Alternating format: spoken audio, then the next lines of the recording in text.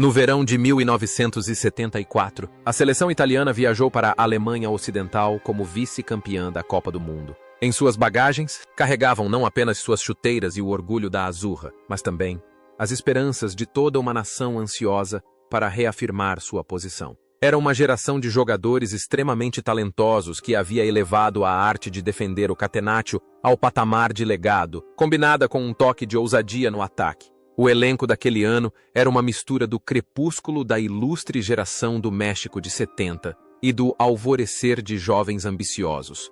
Mas o futebol nem sempre é um conto de fadas. A Copa do Mundo de 1974 terminou de forma triste, com uma jornada incompleta, quando a Azzurra teve que parar logo na fase de grupos. No entanto, nesse estado incompleto, os destinos das pessoas se revelaram com mais clareza do que nunca. 50 anos se passaram, e o tempo cruel deixou marcas indeléveis em suas vidas. Alguns se tornaram lendas imortais, outros escolheram uma vida de reclusão, e houve também aqueles que tiveram que interromper sua jornada na tragédia final. Vamos revisitar as páginas dos registros de vida daqueles meninos.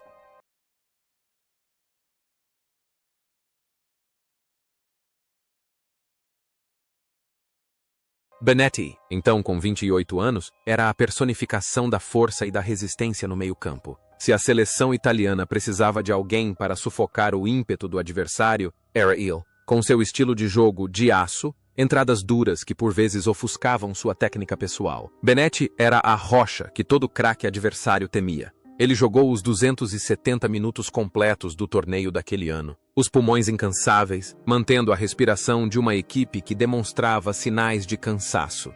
Após o torneio, a carreira de Benetti continuou a florescer. Ele se tornou um ícone no Milan e depois na Juventus, conquistando os títulos do Scudetto e da Coppa Itália. Ele é o tipo de jogador que, ao se aposentar, é lembrado não por seus belos gols, mas por seu espírito guerreiro que jamais se rende. Fora dos gramados, Benetti escolheu uma vida mais tranquila, longe dos holofotes. O homem que um dia aterrorizou os adversários em campo, agora com 78 anos, vive uma vida pacífica em sua cidade natal, aparecendo ocasionalmente como comentarista, carregando consigo as memórias de uma época em que o futebol era repleto de sangue e paixão.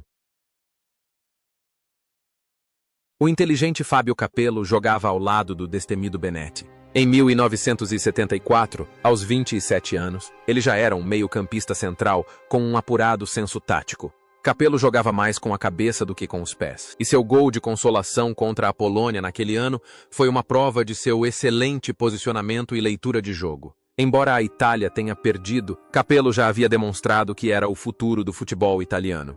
E, de fato, a vida de Capello após a aposentadoria foi ainda mais brilhante do que quando jogava. Ele não era apenas um bom jogador, ele nasceu para ser um líder. Capello se tornou um dos maiores treinadores da história, conquistando títulos como Milan, Real Madrid, Juventus e a seleção inglesa. Ele é a personificação da disciplina de ferro e da mentalidade vencedora absoluta. Hoje, aos 80 anos, Don Fábio ainda mantém sua postura digna. É um comentarista perspicaz, um gigante cujas palavras são ouvidas com absoluto respeito pelo mundo do futebol. Giacinto Facchetti era o rosto daquela geração, aos 31 anos e capitão. Ele personificava a elegância em campo. Facchetti redefiniu o papel de lateral, não apenas defendendo com solidez, mas também atacando com a força de uma máquina poderosa, com sua aparência escultural. Alto, bonito, elegante e impecável, ele se tornou a alma e o apoio moral da equipe nos momentos mais difíceis. Toda a sua vida foi dedicada ao preto e azul da Inter de Milão. Após se aposentar, não optou por se afastar, mas continuou contribuindo em uma posição de liderança, tornando-se presidente do clube, um símbolo de integridade em um período turbulento do futebol italiano. Viveu uma vida sem escândalos, repleta de amor. No entanto, em 4 de setembro de 2006, o mundo do futebol foi abalado com a triste notícia. Giacinto Facchetti faleceu aos 64 anos após uma silenciosa batalha contra o câncer de pâncreas. Sua morte deixou uma tristeza imensa, mas a imagem desse grande capitão será para sempre um farol de luz para as futuras gerações. Sandro Mazzola chegou à Copa do Mundo de 1974 aos 31 anos, carregando o peso de ser chamado de Mazzola, filho do lendário Valentino Mazzola. M. Campo. Ele era um artista de velocidade estonteante e técnica soberba, que dominou a Europa com a Inter de Milão. Naquele torneio, embora não tenha marcado gols. Cada toque de bola de Mazzola exalava a classe de um grande craque, alguém que sempre sabia fazer a diferença. Após a derrota em 1974, Mazzola gradualmente se afastou, cedendo espaço para a geração mais jovem e se aposentando alguns anos depois. Ao contrário de muitos de seus colegas, Mazzola fez grande sucesso como técnico e comentarista de televisão. Tornou-se uma voz familiar para os torcedores italianos, um analista perspicaz, mas também emotivo. Hoje, aos 80 anos, Sandro Mazzola ainda goza de boa saúde, vive feliz com sua família.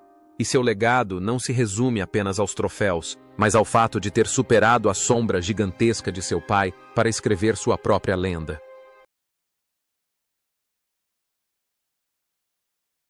Dino Zoff, o gigante silencioso no goal. Tinha 32 anos na época. Zoff não era um jogador vistoso, mas sim a personificação da segurança absoluta.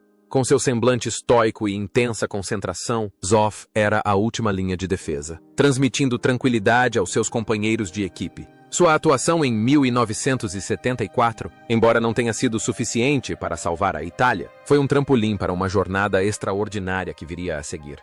A carreira de Zoff é a prova de que, quanto mais velho o ruivo, mais picante ele é. Ele jogou com persistência, e o ápice foi a conquista da Copa do Mundo de 1982, quando tinha 40 anos, um recorde sem precedentes. Após se aposentar, Zoff tornou-se um treinador virtuoso, levando a seleção italiana muito perto de conquistar o Campeonato Europeu de 2000. Atualmente, Dino Zoff desfruta de sua terceira idade, considerado um monumento vivo, um símbolo de profissionalismo e longevidade. Tarcisio Burgnich, junto com Facchetti, criou uma defesa lendária. Aos 35 anos, Burgnich é um leal membro da velha guarda. Joga futebol com diligência, marcando seus adversários de perto, sem ostentação, sem barulho. Burgnich é quem faz o trabalho mais discreto para que as estrelas brilhem. É um zagueiro clássico, que considera impedir gols mais importante do que a própria vida. Após pendurar as chuteiras, Burgnich teve uma longa carreira como treinador, passando por muitos times pequenos e dedicando-se à sua paixão pela tática. Levou uma vida modesta, longe dos escândalos do futebol moderno. Parecia que o papel de herói silencioso estava destinado a ele até o fim da vida. Em maio de 2021, Tarcisio Burgnich faleceu aos 82 anos, levando consigo para a eternidade as memórias de uma época gloriosa da defesa sólida. Pietro Anastasi, um italiano de 26 anos do Sul, era a esperança do ataque. Apelidado de Pelé Branco, Anastasi tinha uma habilidade natural para marcar gols e uma finalização improvisada. Na Copa do Mundo de 1974, ele marcou o primeiro gol da Itália contra o Haiti, um raro vislumbre de esperança em um torneio desastroso. Anastasi é um símbolo de superação, de um menino pobre do sul da Inglaterra a uma estrela da Juventus. No entanto, por trás da aura de genialidade, sua vida era bastante tranquila. Ele levava uma vida simples, dedicada ao treinamento de jovens e aos comentários esportivos. Nos últimos anos de sua vida, teve que lutar contra a terrível doença esclerose lateral amiotrófica, ELA. Em 17 de janeiro de 2020, Pietro Anastasi faleceu aos 71 anos. Sua morte é um triste lembrete da fragilidade da vida humana, mesmo que ele tenha sido um herói em campo. Gigi Riva, um nome que evocava respeito e temor em todos os defensores. O apelido Rombo di Tuono, o Trovão, dizia tudo, graças ao seu potente chute de pé esquerdo. Na Copa do Mundo de 1974, aos 29 anos, Riva ainda era o principal atacante, mas as lesões persistentes começavam a desgastar as pernas do guerreiro. Embora não tenha marcado nenhum gol no torneio, seu legado como o maior atacante da história da Itália permaneceu intacto. O curioso é que Riva recusou todos os convites dos gigantes do norte da Itália para permanecer no Cagliari, um pequeno time da ilha da Sardenha, para sempre. Ele escolheu o amor e a lealdade em vez da fama passageira. Riva viveu uma vida reclusa, tão tranquila quanto a ilha que escolheu como seu segundo lar, e às vezes as pessoas percebiam nele uma certa melancolia. Ele se tornou o anjo da guarda do futebol italiano, liderando a equipe por muitos anos. No entanto, esse trovão finalmente teve que se calar. Em janeiro de 2024, Gigi Riva faleceu, deixando toda a Itália em luto. Ele partiu, levando consigo o segredo do poder da lealdade que o mundo do futebol moderno parecia ter esquecido.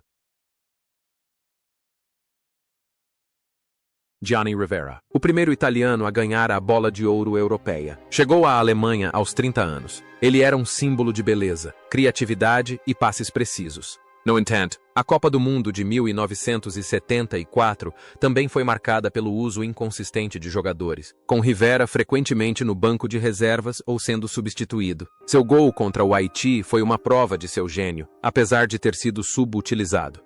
Ao contrário da sua imagem romântica em campo, Rivera é uma pessoa extremamente inteligente e ambiciosa na vida real. Após se aposentar dos gramados, ingressou na política, tornando-se vice-ministro da Defesa da Itália e membro do Parlamento Europeu.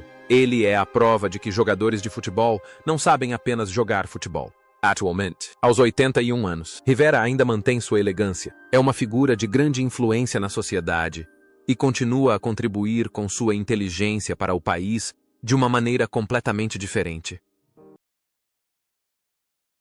Giorgio Chinaglia era a nota mais dissonante da sinfonia daquele ano. O atacante da Lazio, de 27 anos, trazia um estilo selvagem e imprudente ao jogo. Seu gesto obsceno com os braços e os palavrões, quando foi substituído contra o Haiti, tornou-se um estigma, mas também um símbolo de sua personalidade indomável. Chinaglia era um matador dentro da área, mas também uma bomba relógio no vestiário. Após o torneio, Chinaglia fez uma fuga espetacular para os Estados Unidos, jogando pelo New York Cosmos e tornando-se companheiro de equipe de Pelé. Ele viveu como um rei na América, marcando gols como uma máquina e desfrutando de uma vida luxuosa. No entanto, sua vida também foi repleta de problemas legais, mandados de prisão e escândalos relacionados à máfia quando tentou retornar como presidente da Lazio. Sua vida era como um filme de ação sem fim. Contudo, o filme parou abruptamente. Em 1º de abril de 2012, Chinaglia faleceu na Flórida, aos 65 anos, vítima de um ataque cardíaco, encerrando uma vida repleta de tempestades, glória e escândalos.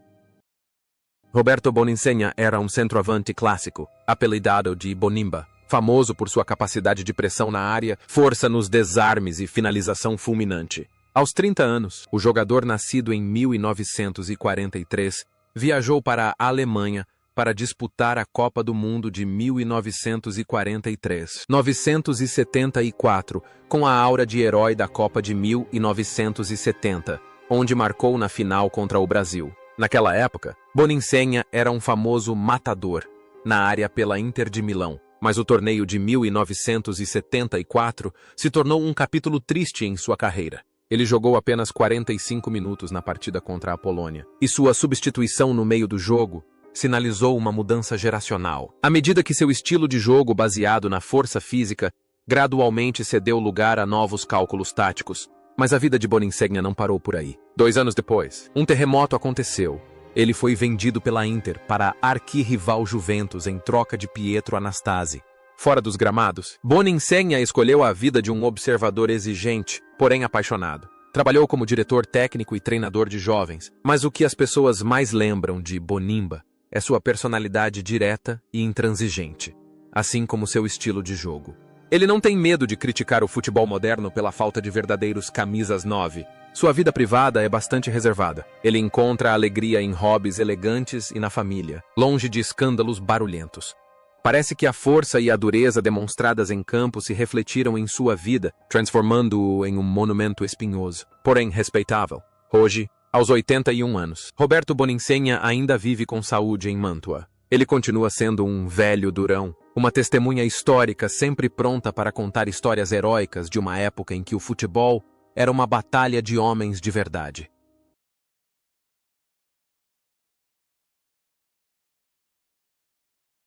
Franco Causio era um ponta extravagante com excelente técnica, apelidado de Il Barone, o Barão, por sua elegância em campo. Na Copa do Mundo de 1974, aos 25 anos, no auge de sua carreira, ele jogou apenas 2 partidas e não conseguiu ajudar a Itália a passar da fase de grupos. Mas o drible e os cabelos esvoaçantes do Barão ainda causaram uma impressão romântica em uma equipe que estava envelhecendo gradualmente. Causio não apenas jogava futebol, ele encenava com a bola, adicionando suavidade e flexibilidade ao estilo de jogo seco e disciplinado do Catenaccio. A carreira de Causio depois disso foi uma bela canção de amor. Ele se tornou um pilar insubstituível da Juventus por mais de uma década, conquistando inúmeros títulos. Mas o ápice da glória veio 8 anos depois, na Copa do Mundo de 1982. Naquela época, apesar da idade e de desempenhar um papel estratégico de reserva, Cáusio ainda contribuiu muito para o terceiro título mundial da Itália. Após se aposentar, a elegância do barão não se desvaneceu. Ele não optou pela estressante carreira de treinador, mas tornou-se um prestigiado comentarista de futebol na televisão. Com seu vasto conhecimento e estilo de escrita sereno, Cáusio é respeitado como um verdadeiro cavalheiro no mundo do futebol. Ele também escreve livros, compartilha sua filosofia de futebol e de vida, e mantém uma imagem impecável. Existe uma semelhança impressionante entre Cáusio em campo e Cáusio fora dele. Sempre elegante, refinado e sempre sob os holofotes. Hoje, aos 75 anos, Franco Cáusio ainda é presença constante na mídia. Ele vive uma vida plena, amado pelos fãs não apenas por seu talento no passado, mas também por sua postura cavalheiresca que nunca sai de moda. Giuseppe Wilson foi o lendário capitão da Lazio, um libero inteligente, de ascendência inglesa, mas italiano de coração, conhecido por sua imponência defensiva e forte personalidade. Chegando à Copa do Mundo de 1974 como campeão da Série A com a Lazio, Pino era um líder nato, jogando com rara inteligência e compostura em um time da Lazio dividido e notoriamente maluco. Na Alemanha naquele ano, Wilson jogou 2 partidas e tentou manter a Azzurra em desordem. Mas suas contribuições individuais excepcionais não foram suficientes para salvar a equipe de uma Copa do Mundo decepcionante. Ao retornar da Alemanha, a vida de Wilson mergulhou em tragédias inesperadas. Em 1980, ele foi implicado no chocante escândalo de manipulação de resultados do Totonero. Sua imagem de capitão exemplar desmoronou quando foi preso no estádio e posteriormente recebeu uma suspensão de 3 anos, o que o forçou a se aposentar precocemente em desgraça. Wilson não se deixou abater ao sair de campo. Retomou os estudos, formou-se em direito e tornou-se advogado. Também participou de comentários esportivos, tentou reconstruir sua imagem e viveu uma vida digna para provar que as pessoas podem cometer erros, mas também podem se reerguer. Passou a velhice em paz. Ainda reverenciado pelos torcedores da Lazio como o maior capitão da história do clube, apesar de suas falhas passadas. O destino de Wilson parecia espelhar o da Lazio na época. O auge da glória e as profundezas das trevas sempre caminhavam juntos. No entanto, essa jornada tumultuosa finalmente chegou ao fim. Em 6 de março de 2022, Giuseppe Wilson faleceu aos 76 anos após sofrer um AVC. Sua morte deixou uma grande tristeza, encerrando a história de um talentoso, porém Mazzarato, príncipe mestiço.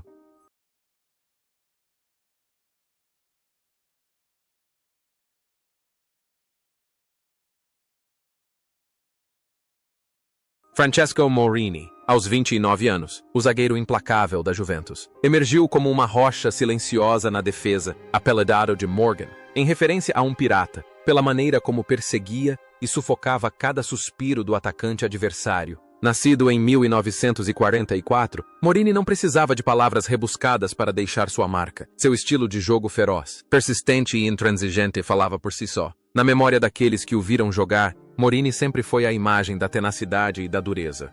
Um guerreiro cuja mera presença era suficiente para fazer os jogadores adversários estremecerem. Após a Copa do Mundo, Morini continuou sendo um pilar do domínio da Juventus na Série A e na Recopa Europeia. Ele se aposentou sem nunca ter marcado um gol em uma partida oficial.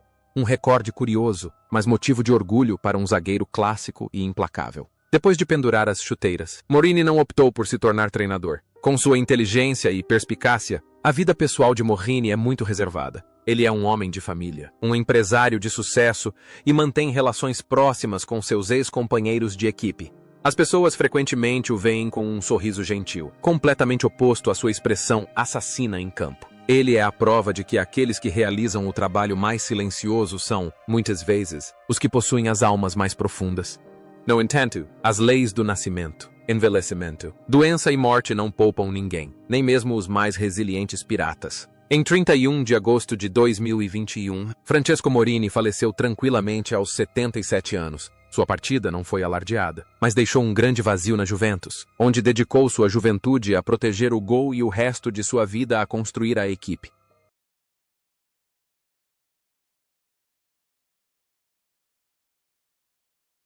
Luciano Spinozzi, aos 24 anos, o zagueiro mais jovem da Azzurra naquele ano, chegou à Copa do Mundo de 1974 com um ar romântico, versátil e entusiasmado, típico da Roma. Nascido em 1950, ele trazia consigo o frescor de uma nova geração, lado a lado com os veteranos do futebol italiano. Ser titular nas 3 partidas foi uma grande honra, uma afirmação de que seu espírito jovem e sua vontade de contribuir mereciam total confiança. Embora a seleção italiana não tenha conseguido superar a derrota na final, a atuação de Spinozzi foi considerada completa e repleta de potencial. Ele surgiu como um modelo de zagueiro moderno, não apenas sabendo defender, mas também pronto para avançar e participar de todas as jogadas, deixando nos torcedores a lembrança de uma bela promessa para o futuro. A carreira de Spinozzi foi então associada às 2 camisas mais prestigiosas da Itália, Juventus e Roma. Ele conquistou muitos Scudetti e Coppa Italia. Após se aposentar, Spinozzi continuou envolvido com o futebol, atuando como auxiliar técnico. Foi um assistente eficaz de Sven-Göran Eriksson na Lazio durante o período áureo do clube nos anos 2000. Ao contrário da sua aparência fria em campo, Spinozzi é uma pessoa alegre e sociável na vida real, mantendo sempre um espírito otimista. Ele prefere aproveitar a vida com os amigos e o futebol, sem se deixar pressionar demais pela fama. Hoje, aos 74 anos, Luciano Spinozzi ainda leva uma vida saudável. Ele aparece ocasionalmente em programas de comentários com um sorriso radiante no rosto. Sua trajetória, de um jovem zagueiro em 1974 a um feliz veterano dos dias de hoje, é um testemunho de uma vida vivida plenamente com paixão, onde o futebol é uma alegria e não apenas um fardo de conquistas.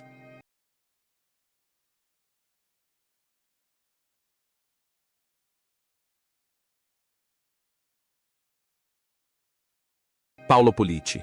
Aos 24 anos, a maior lenda do Torino, era apelidado de Puliciclone, um furacão que outrora varria todas as defesas da Série A com sua velocidade assustadora, jogo agressivo e capacidade de finalização versátil. No entanto, na Copa do Mundo de 1974, sua história se tornou um fantasma que assombrava os torcedores italianos. Quando chegou à Alemanha, Pulici estava em sua melhor forma, com a expectativa de revitalizar o ataque envelhecido.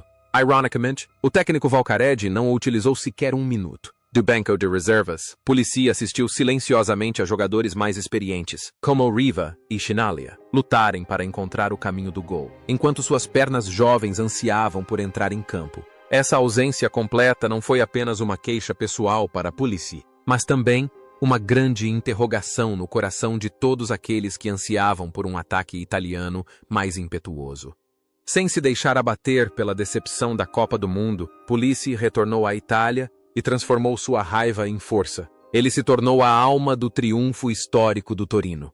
A conquista do Scudetto na temporada 1975 a 76, quebrando a hegemonia dos 2 gigantes da cidade, Juventus e Milan.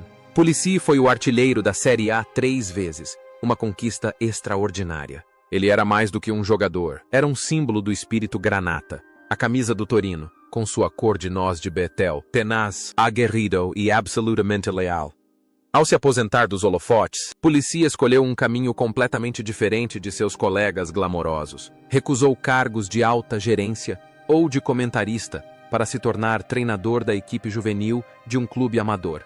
Puliciclone é agora um professor dedicado, ensinando crianças não apenas a jogar futebol, mas também a serem seres humanos. Sua vida é distante de escândalos, sem festas extravagantes. Apenas alegria simples com sua família e a paixão de inspirar a próxima geração. Ele é frequentemente visto caminhando por ruas tranquilas, sempre sorrindo gentilmente quando alguém o reconhece. Há um contraste interessante em Pulici. M. Campo. Ele é um verdadeiro furacão, furioso, forte e imparável. Mas fora dele, Paolo Pulici personifica a serenidade e a humildade. Parece que toda a sua intensidade foi canalizada para a bola, deixando para trás uma alma gentil e profunda na vida real. Ele é a prova de que uma grande estrela não precisa ser barulhenta para ser lembrada. Hoje, aos 74 anos, Paolo Pulici ainda vive uma vida tranquila no norte da Itália. Ele se afastou completamente do mundo calculista do futebol profissional para desfrutar da sua velhice. Para os torcedores do Torino em particular, e para o futebol italiano em geral, ele ainda é um monumento vivo. A imagem dele não ter podido jogar em 1974 já não é uma dor, mas se tornou parte da lenda de um gênio esquecido, que respondeu à rejeição com os títulos mais prestigiosos em nível de clubes.